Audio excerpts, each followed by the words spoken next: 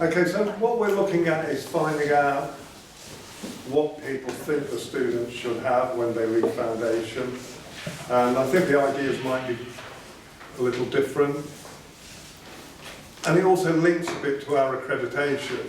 You know, what do receiving departments want from us? What sort of things do they expect?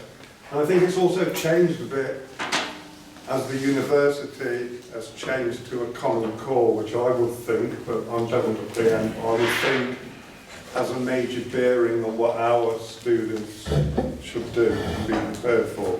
Okay, so we'll start off with introductions. So Helen's political science, SHSS. And Phil is medical school, I don't know speciality, medical school, and Carrie is the director of the Writing Centre in SHSS. That, as has already been said to me, one or two of the questions that were proposed won't be, well, some people might not be able to answer them because it doesn't apply so much, but they can say that if it doesn't. So I'll start off with the first question. What do you think are the major language challenges students face in your field? So if you haven't got a field, it won't matter. So we'll start off with Helen first. Maybe, I suggest maybe we start with the director of the Writing Centre. Yeah, well, she's the one who hasn't got a field. I don't have a specific, do you mean discipline-specific challenge? Yes. Oh, discipline-specific. Yeah, so we don't have yeah, I would say it's always a challenge.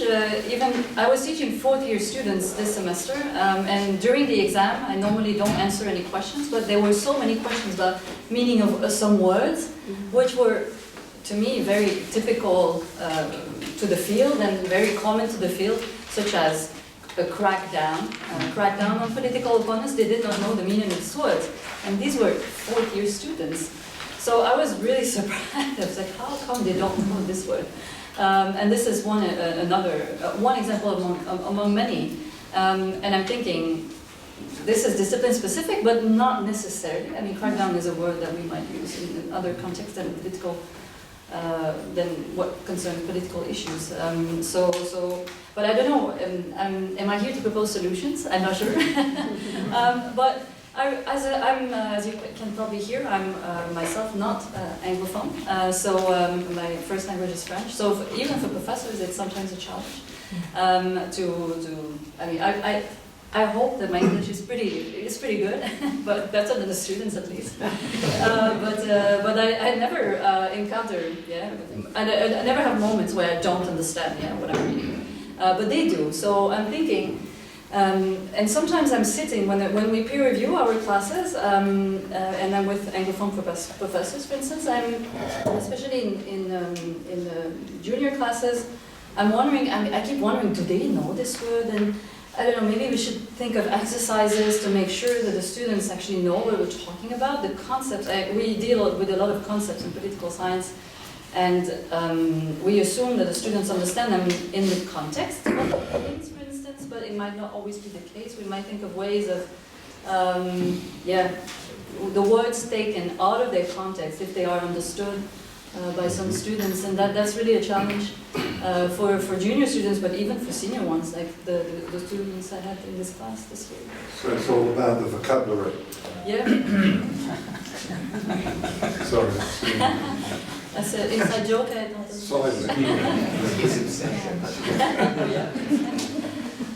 Phil, would you like to say something? Yeah, so I'm at the medical school. We, in terms of English language preparations, I think you could think of our students in two broad streams. So just to give you an overview, we have an MD program which accepts students after a 4-year bachelor degree. 99% of those students come from NU. Outside students. And then we have a nursing program, and we have a growing number of master's degrees. And some of those master's degree students have gone through the NUZIP program. So I teach students who have either gone through the whole NU system already for 4 or 5 years, and then the NUZIP students. So what is the major challenge? I mean, I would say writing. Writing is the major challenge, and that's even after 5 years of undergraduate study at NU. These are mostly biology students, so I think, yeah, I think probably 90% of the MD students are biology students, or were biology students, and a large proportion of the master's degree students were also biology students. Some of them come from different disciplines, but writing is the major challenge. Writing in general, or writing in the genre you want them to write in? Yeah, well, medical writing is a particular type of writing that I think, even for a native English speaker, takes many years to master. Well, if you can master it, maybe that's not the right word, but many years to become proficient at it. And so it's a tall order, I think, for us as professors to expect perfection. I don't know that many do, but as you said, the standards might be different depending on the first language of the professor. I don't know. It could be. You might get different answers from professors who are at the medical school whose language is not English. But for me personally, when I'm preparing exams, I have this tension, and I'm thinking, well, how many short answer questions and essay questions should I put in this? Because do I want to go through the pain of trying to understand what they're saying? And do I want to have the tension in my head about, should I dock them marks because of their English? Because in some cases it's quite poor, and it's in some cases it's at the point where you'd say, well, I don't feel great about giving this person a high mark for this answer because their writing skills are lacking in such a way that it's really hard to be generous, even though they seem to get some of the ideas in the question. So I think there is a bit of that tension. At least that's I don't speak for the other professors, I'm just speaking personally here. How important do you think it is if you understand, for example, you understand what they want to say, but you know that they've not put it well? Is that important for you? Is it important to me? It is important to me because I love my own language. Yes. Is the short answer? Again, speaking for myself, yes, it's important to me. Okay, Karen, do you want to reply to that one? Sure, Yeah. sure. So, and also sort of in general, because you asked about the student body we see. So we used to, the Writing Center used to deliver a first-year composition course to majors from the School of Humanities and Social Sciences when it was that. It's a School of Sciences and Humanities now. So we've blended, we've got the natural sciences with us. But when I first came 4 years ago, we were teaching students who were going to major in social sciences or humanities. So that was a required course for all first-year students. We were getting foundation students. And also 4 years ago, almost all of our students came from foundation. So we were getting foundation students into that first-year course. But the students who went into that particular school generally had higher levels of language proficiency anyway. Except the first year that I came, I don't know the rationale behind it because I'm not part of the admissions process, but when I came, I think we came in the same year, right, in 2016. So the year that I came in that first year writing course, everybody had a small cohort of students. I had 5 particularly. A small cohort of students whose language level was so low that I couldn't, I was wondering how they were managing the content in their other courses, quite honestly. And that was because during that year, our school took conditional admits from foundation. But I didn't know at the time that they had different schools had different leveling requirements for where students would progress after foundation. So we had a real challenge with it in that first year. And the students were good students. They balanced it out by good behavior. There were reasons why they passed foundation. And most of them are still in the university, although I don't know how well they're doing. So we had a big challenge with that in terms of actual language proficiency. And I say that at the program at the time, about half of the people in that program, in my program, came from EAP teaching experience and teaching background, so we knew what we were looking at, we knew what we were seeing. Now we teach the entire student body, and it's not so much language issues anymore that we see in the first year. There's always a student here or there, but we don't see it in cohort size. What we see now across the board, so regardless of where students are planning to major, is a problem with reading. We teach a text-heavy course because we're asking students to synthesize ideas for multiple texts, and we ask them to evaluate texts, and we teach them peer review. And what we've learned is what the research shows is that if a student is struggling with reading strategies, then they're not very good at peer reviewing each other's work either, or their own work. They can't recognize their own issues in their writing. So we've talked about this within our program to the point where we've talked about explicitly integrating reading strategies into the first part of the semester, so that students would at least be doing that alongside of writing. But we're quite limited as to what we can do in terms of time. But we have serious problems with it, and it's not as much vocabulary for us because we don't really focus. We do have different topics and themes we teach, but we're not discipline specific in terms of the jargon. So for us, it's not so much that in terms of vocabulary, but it's the ability to sort of decode a text. That's a big, big challenge for our students. And when we're asking them to write responses, we find that they don't have comprehension, and it's not necessarily because of their language level. It's because they don't actually see the ideas put together on the page. They can't sort of parse it out. So that's been our biggest challenge, and we've noticed that quite strongly for the past 2.5 years. And quite frankly, we're a little worried because now half of our students are not coming through foundation, and we don't know what kind of preparation they have. So this is the first semester we've had that experience as well, where I've got faculty members who come to me and say, oh, I have students who are having this problem. Plagiarism is the big one. And I would say, okay, we don't know whether or not they were ever in foundation. We can't access that information, so we need to find out, right? Because maybe they had no exposure to it. And the same would go for things like reading strategies. Now we have a group of students, we have a cohort with uneven training. And having a strong IELTS skill, sorry for anybody who really likes IELTS tests, having a strong IELTS score is not an indicator of academic success. It just isn't. It doesn't matter how great someone's language is. I used to teach in Wisconsin. 90% of the kids in those classes are native speakers of English, and they still didn't know how to write, and they still had problems with reading. So it's not about language per se, but definitely those academic skills. And we're seeing it. We're seeing it this semester.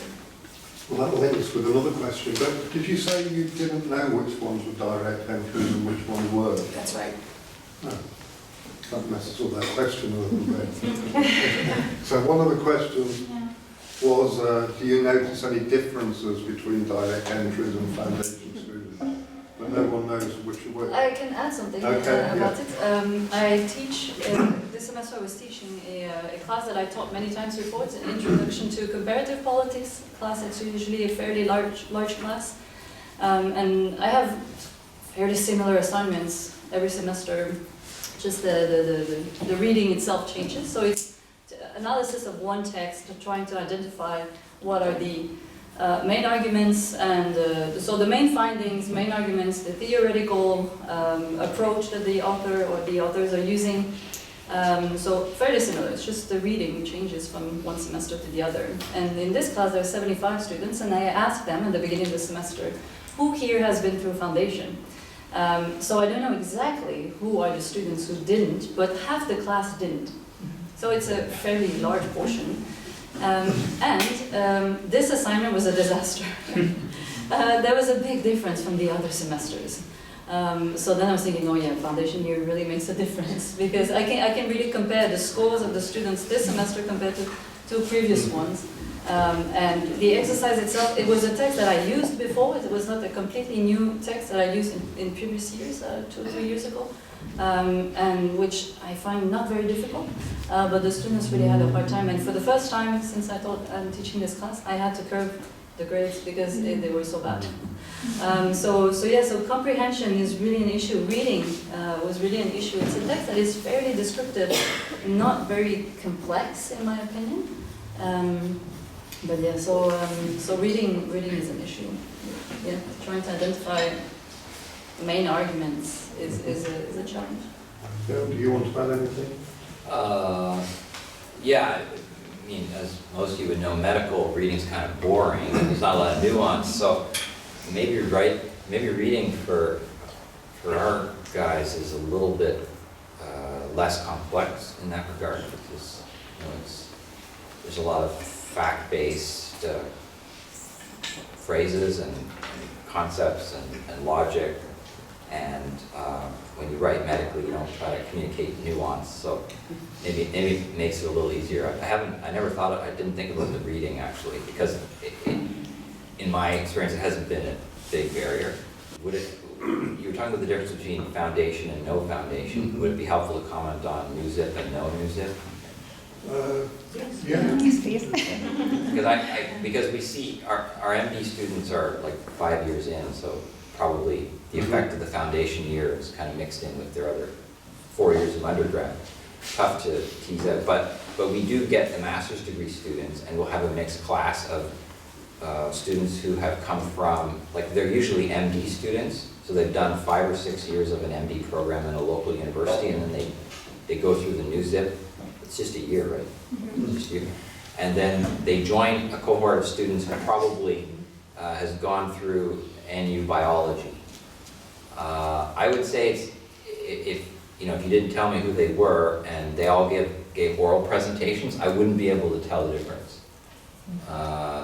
Their oral presentation skills are quite good, I would say, for second language presenters, and they do it with a lot of enthusiasm and clarity. I'd say where you might be able to tell a difference is again in the writing. You might find that I think I would hazard to guess that the students who had gone through the new zip program have writing skills that are not quite as good as the students who have done the undergrad here. Just before we move on, so is there a reason you don't know why students are direct entry or not? They're not tagged as such on our Moodle, so when we have access to them. But there's no one who doesn't want you to know, it's just you haven't got it on. No, I think they just don't. I mean, because we know. Yeah. That's what they are, so I just wondered why. If I wonder, if there's a student that there's a serious problem with, it's usually somebody else reporting it to me, so in their section, then I can write to our vice dean and say, hey, can you just tell me whether or not this person ever went through foundation? If they're having a particular problem with citing or plagiarism, anything like that. And then he'll get back to me and say yes or no. That's about it. Yeah, that's the issue. On our Moodle, we have no records of their foundation year. Yeah, we cannot see it.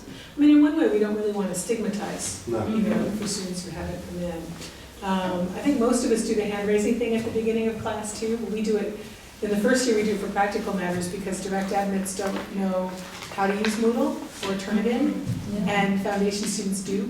So in the first course, we'll say, okay, everyone who's been in foundation, raise your hand. They raise their hand, and then we tell everyone who hasn't raised their hand, find somebody with a hand raised, that's your buddy, that's the person who's going to teach you how to use Moodle, and turn it in, because we don't have time in class to do that.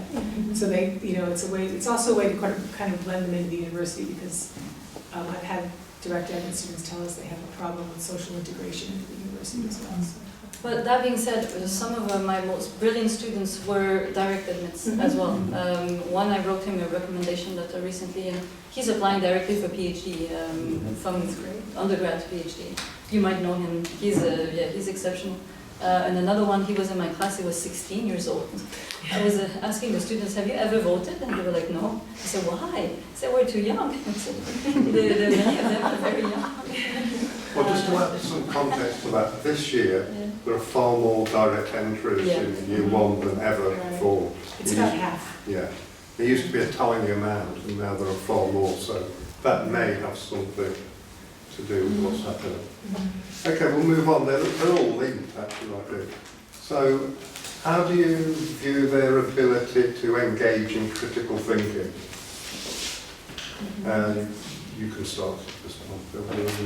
Yeah, that's a tough one. Yeah, I'd say I'd say in a dialogue, where there's lots of cues, nonverbal cues, and where there's a conversation happening in the classroom, I'd say I've had a lot of positive experiences with our NU grads.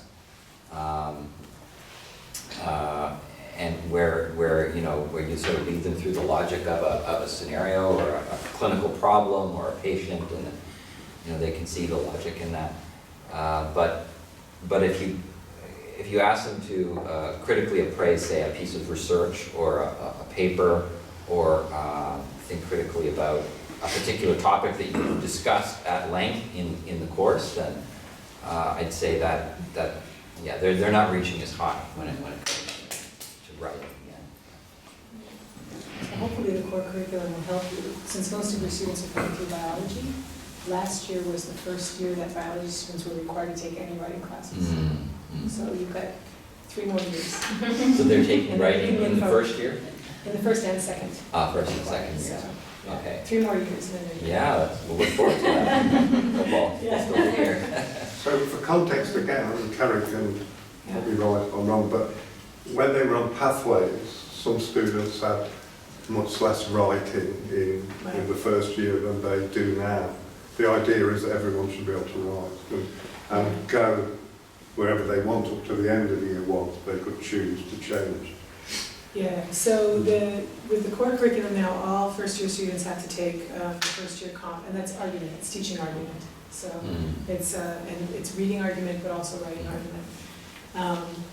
And then they have to take a second-year writing course as well, and those are more division-specific. It gives them a little bit more choice, a lot of choice actually. And they can take a public speaking course instead of writing if they want to, but that's because we've integrated a lot of writing into that public speaking course. So it's all writing all along the way. But it was in the past where the students coming into social science and humanities had to take the writing course, anyone else just took it as an elective.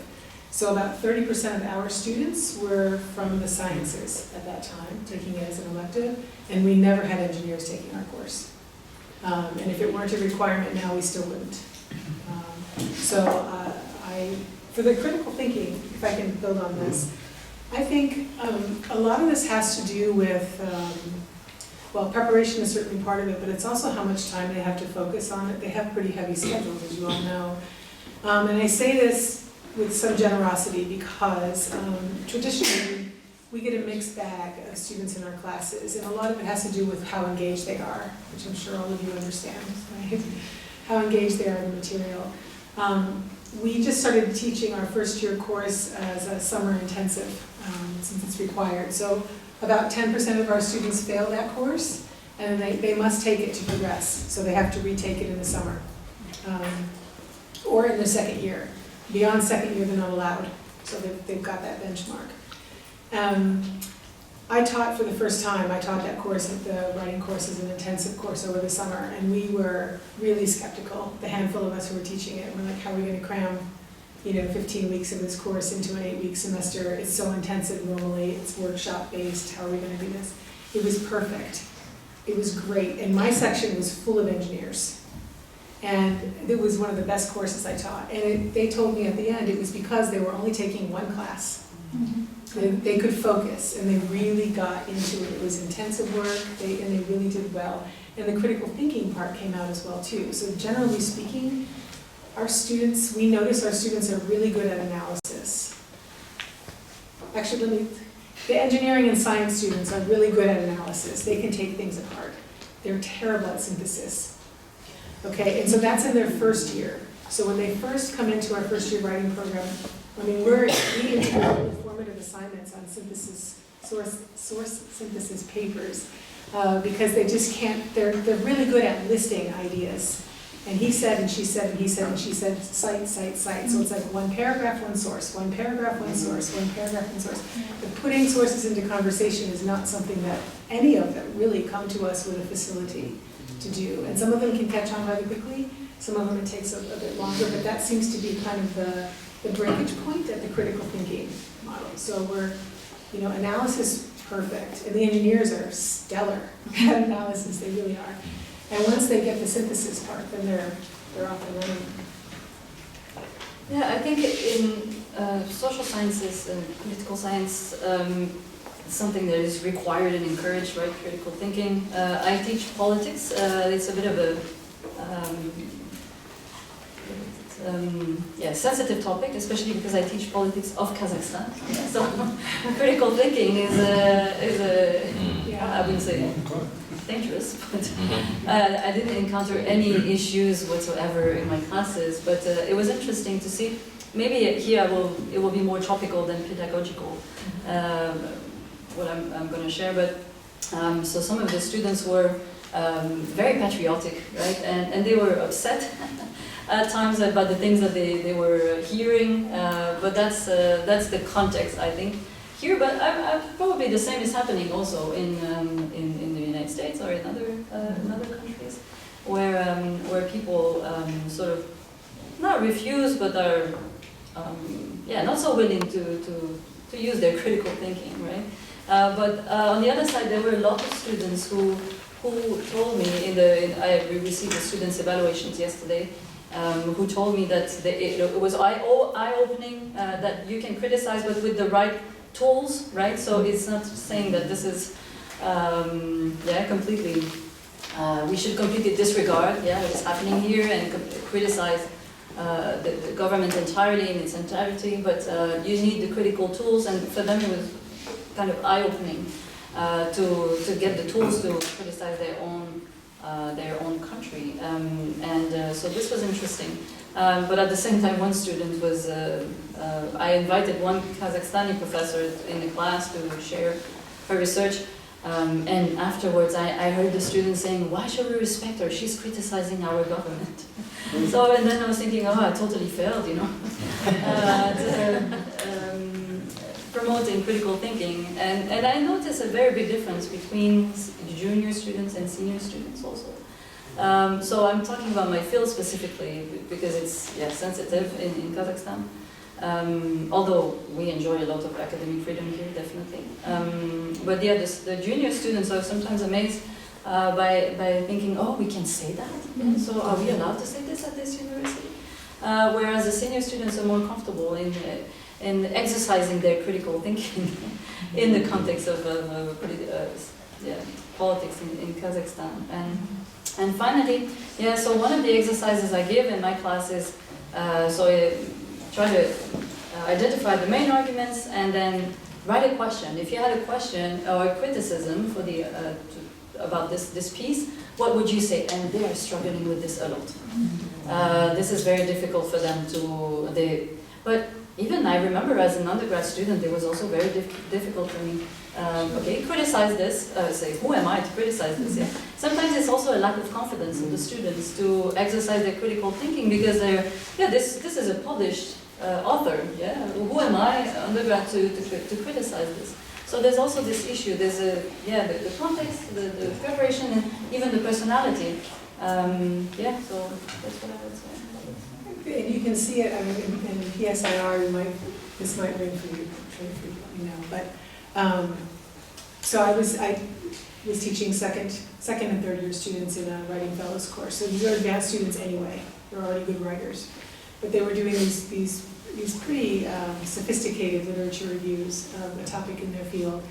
And speaking to the critical thinking, one of the comments that I see repeated, and I see this in the first year course all the time, is that when they're critiquing a source, when they're writing an annotated bibliography or they're critiquing a source or evaluating a source, they'll put a little note in there saying, this source is unreliable, or this source is biased, or my favorite one is the limitations of this research are, and it's all tied to qualitative methods.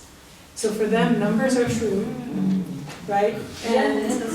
But these are third year students, right? And they're just like, well, the study was qualitative and therefore questionable. You really can't rely on it. Where are they getting this? Where are they getting this? And in the first year when they do their research, they're very heavily, they say, when they're evaluating sources, well, if the data is numerical, then it's better. Because it's somehow, the numbers are true. So that also leads into the critical thinking. It's what they've been told, especially that come through like the math science schools, right? It's this focus on sort of numbers being, somehow more scholarly, right? interpreting qualitative data. So yeah, that's also a critical thinking challenge. Bias is hilarious when we talk about it. If you try to teach bias, I'm sure you do this in your class too, bias for them is linked very strongly with methods. It's also linked very strongly with gender. I actually have people in anti-bibliography saying, this article is probably not reliable because the author is a woman.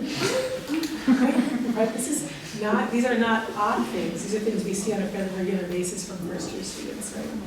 Yeah, it's a treat. Or bias is just something that they don't agree with. Yeah, I suppose even the qual argument knows being a war in Western academia. Oh, probably worse. Worse, yeah. You just have to try. Yes, yes. Mm-hmm. Okay. I think there are some themes of that in medicine as well, because when you're evaluating a clinical research study, for example, you don't want the students to just say it's biased, we don't rely on it, or it's a great study. There's so much nuance in between, and this is where it's tricky when you ask some short answer questions in an exam. Are they just making a succinct statement without bringing out that nuance because their English isn't high enough to express the nuance or the spectrum of their evidence assessment? Or is it that they can't critically appraise it yet, or they're still thinking in a sort of binary way? Because in medicine, it's rare that we have a really black and white, so clinical instance where the answer is 100% clear. There's a process through which you have to assess evidence for choosing a certain treatment, for example, and then a good physician will be able to articulate the pros and the cons of using that particular treatment in this situation. So that's an important skill for us, but I don't always see it in our guys. Yeah. Okay, the next part, I think there are two questions that are linked, and it's now more about students as people. So the first part, I'll give them both together. The first part was, what are the major difficulties students face to adapting to life as undergraduates after foundation? And linked with that, have you noticed a change in Kazakh students in your time here? So have the students as a body changed? Yeah? Okay, so would you like to go first? Okay. One of the things that I noticed is that I found our students quite immature. And I think, maybe because I'm getting older, but they really look like teenagers to me, not young adults. You are teaching maybe younger students, although now we have direct admit, so they are also the same age as your students, but I think there's a big difference between junior students and senior students. They gain maturity when they get here because more often they live for the first time outside of their family. And I think the families here are, the structure of the families is something I do in my own research. It's quite paternalistic and patriarchal. And the parents decide a lot for their children, right? So they make a lot of decisions for them.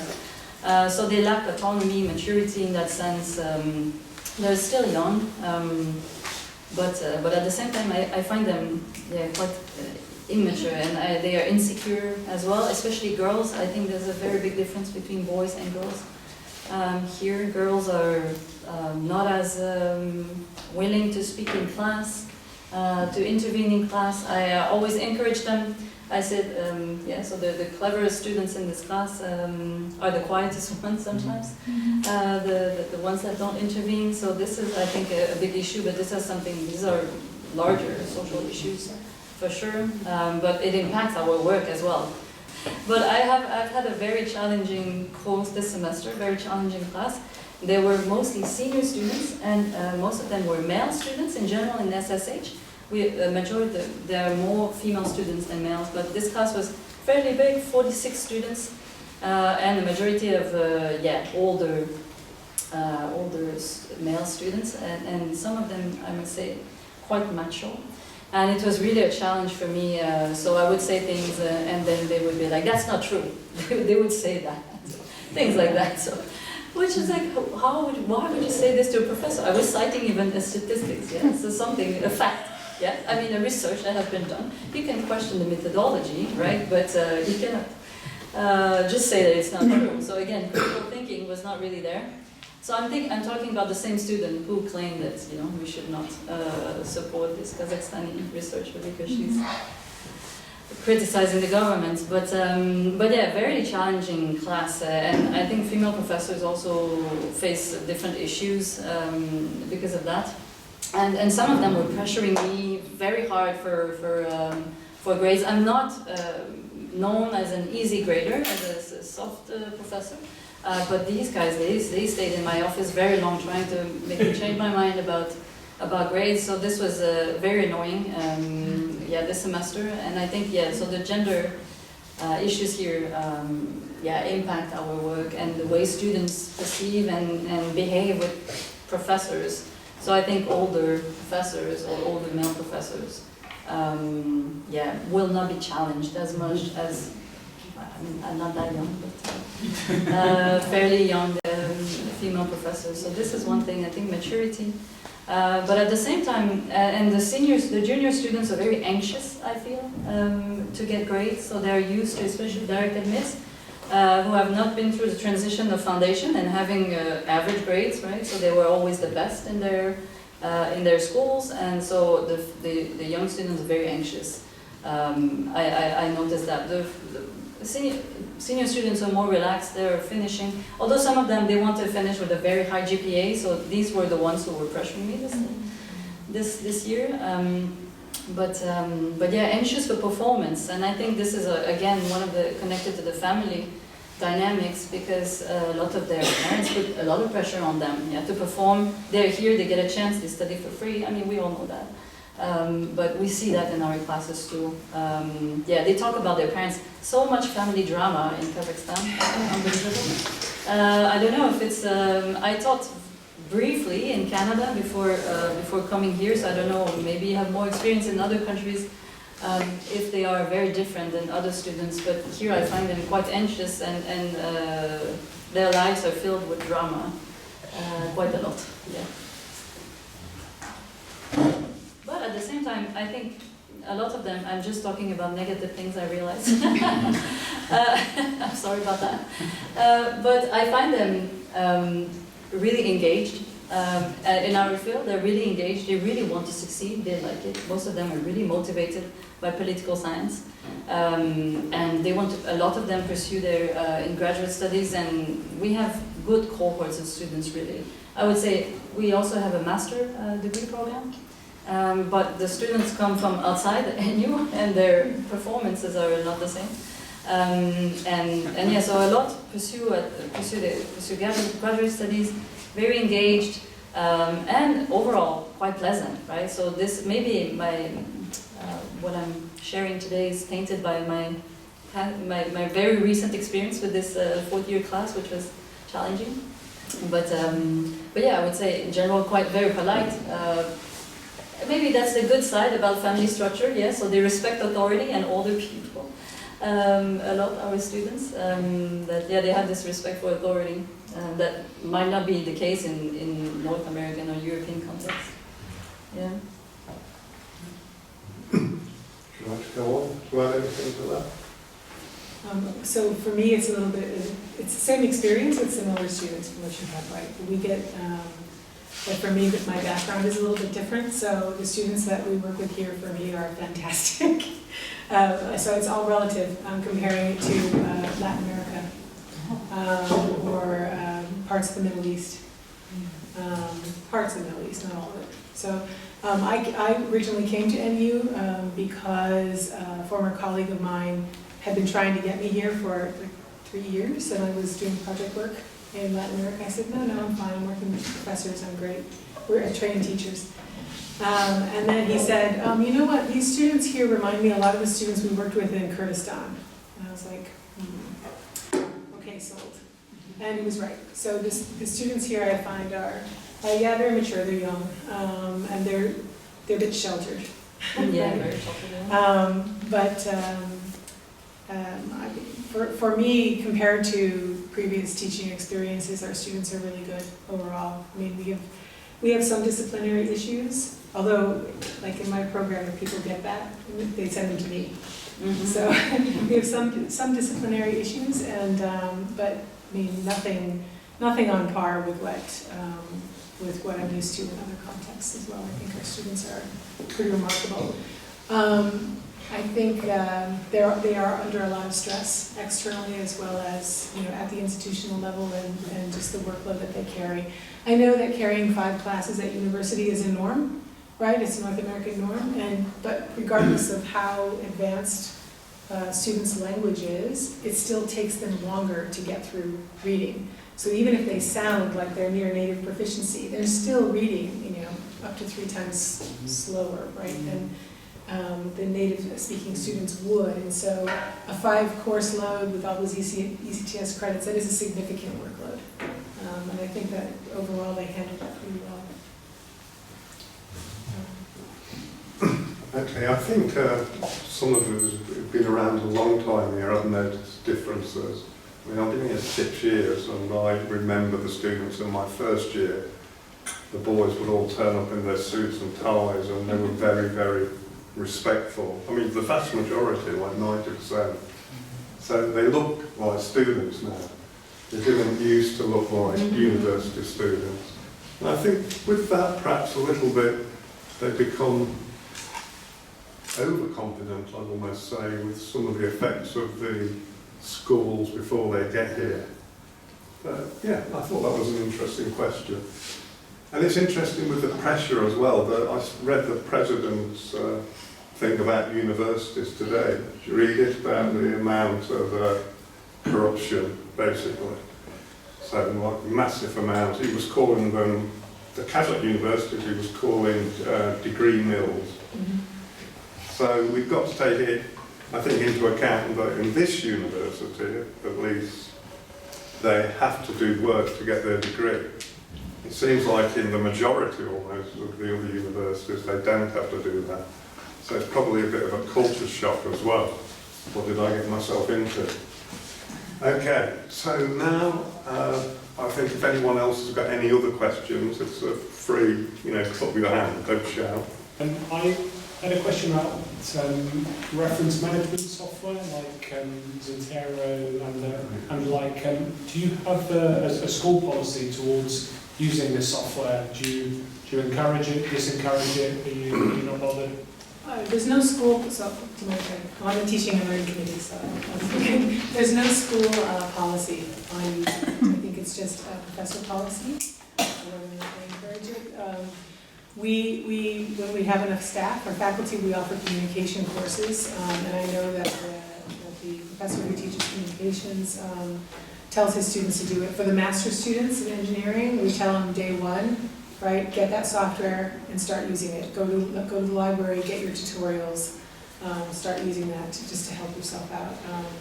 The more advanced classes, I tell them to, I encourage them, so download Mendeley or Zotero or something and start using it. For the first year course, I don't think we really do, because we don't have them, in our class, we don't have them doing extensive research. We're looking at, 10 sources. It's not, like they're putting together references for 50 sources or something. School policy? No, but I think a lot of professors don't use it. Yeah.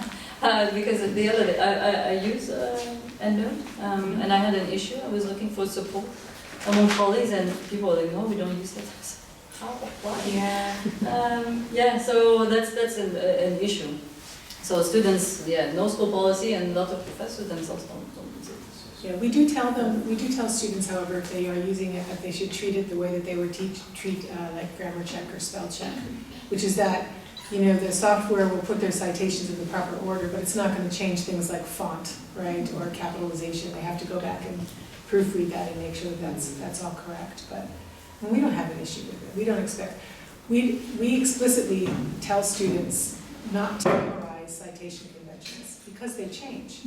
Just know where to go to look it up, and whatever citation style is assigned, use it. It's that. So. Okay.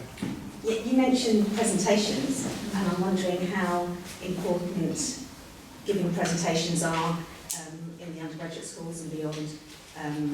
Is it something that's used in assessment a lot? Do they do group presentations and individual presentations? Certainly important at all levels and programs within our school.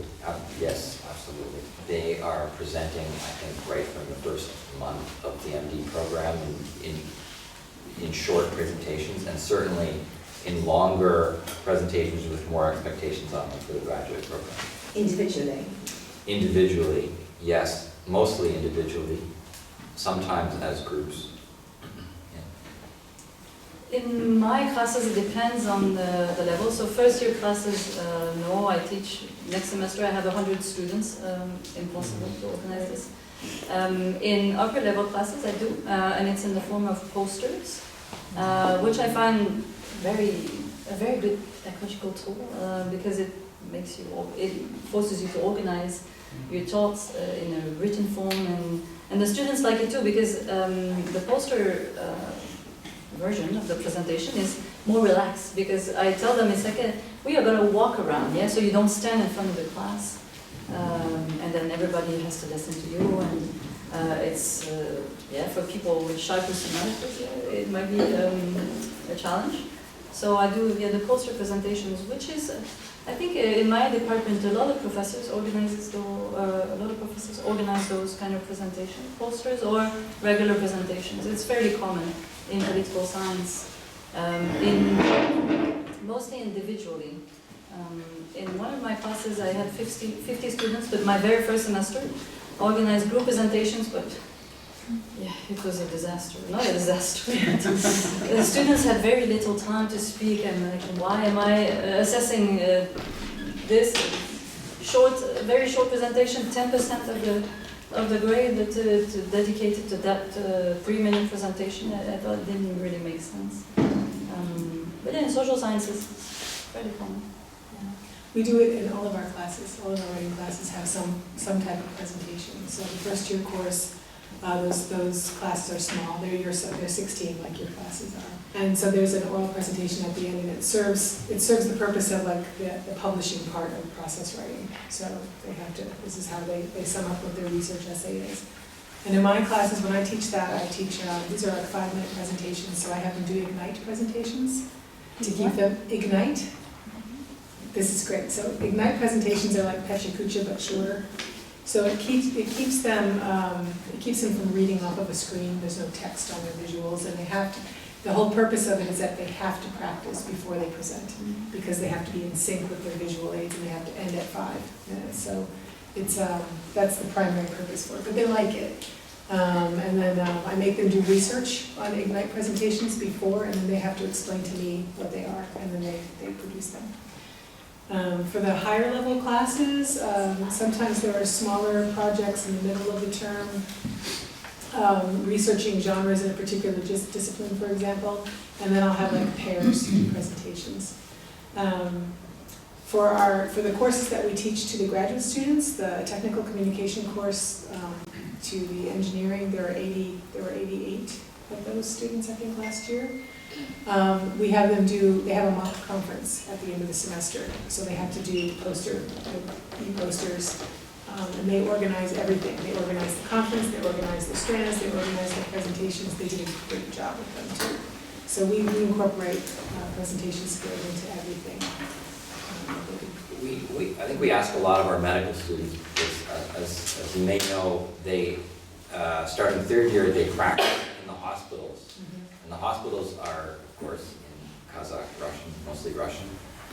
So their interactions with patients and other physicians, senior physicians who are teaching them, other physicians to whom they may be giving presentations.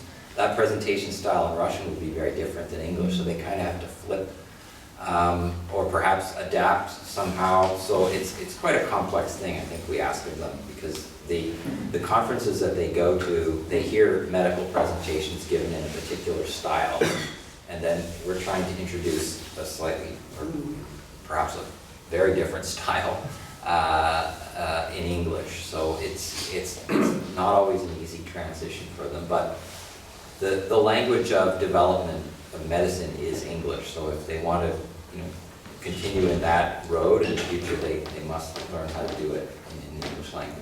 Just a quick question about assessments. I'd like to think that we're very concerned here about student workload and how much time they spend with work. The students that I speak to at Maine University often complain about having too many assessments.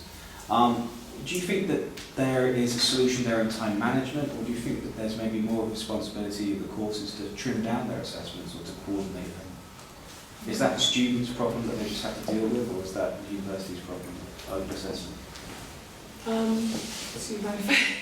So we have a lot of assessments in our courses, but they're scaffolded. So we have, in our first year course, we have 8 summative assessments. In a 15-week course? Yes. And each one of those has a multiple drafting and feedback. Right? So they're constantly kind of writing and submitting. So they're low stake assessments. That's one reason why we do so many. All but 2 of them are low stakes. And all but 3 of them are part of a scaffolding process. So they have an assessed assignment, which is also a step towards the essay. A second assessed assignment, which is also a step towards their essay. So we do give them a lot for the first year course. When I hear students complain about assessments, the problem is that they're all timed at the same time in the semester across all of their courses. And I have a bone to pick with the sciences because students will always say, oh, I need an extension because we have a midterm. Why do you have a midterm in week 9? Or week 10? What is that a midterm? And it's actually like 2 or 3 midterms, right? So they have multiple tests. Rather than just calling them tests, they frame them as midterms. So we tried to spread out the pacing such that it wouldn't interfere directly with end of term and midterm assessments. But the midterms in their other classes are actually not, often in the sciences at least, are not in the middle of the term, right? So we wind up inadvertently overlapping. Sure, but if all of the courses had 8 assessments in them, or 5, that's like 40 assessments in 15 weeks. Yeah. That's... Well, not all of them have assessments, right? So how many summative assessments do you have? So in the large class, I think so 2 exams, 2 papers, and participation. So I have basically 4 assessments and participation. And the students' evaluations complain that there are not enough assessments, and that the exams and the assessments are worth too much. Yeah.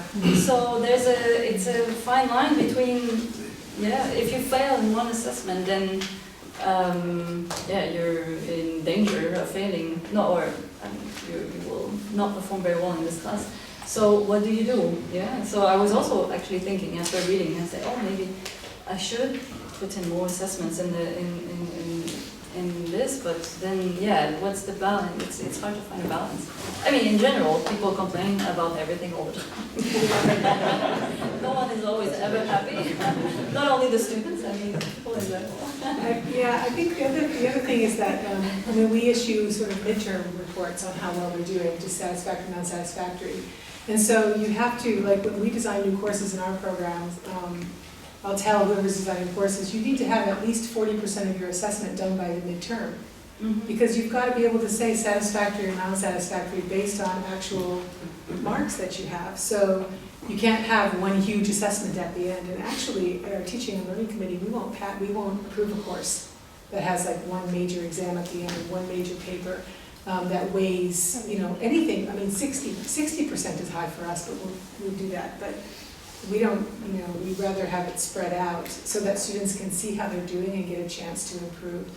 And I think that's more important probably for the first year courses that we teach, so that, if they crash and burn on the first couple of assessments, they're not, they haven't just destroyed their entire semester by messing up. So do you recommend more courses and more assessments then? No, I think it's balanced off. So I think for the first year courses, it's probably beneficial to give low stakes assessments.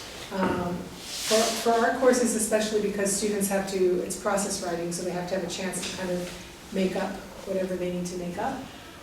For the 100 level courses in the disciplines where you have 100 students in, I mean, if you're grading 100 final papers or final exams that comprise the bulk of the course, that's just, you're not going to have reliable grading anyway. And the benefit of the multiple assessments for us, for writing at least, is that we give qualitative feedback on everything.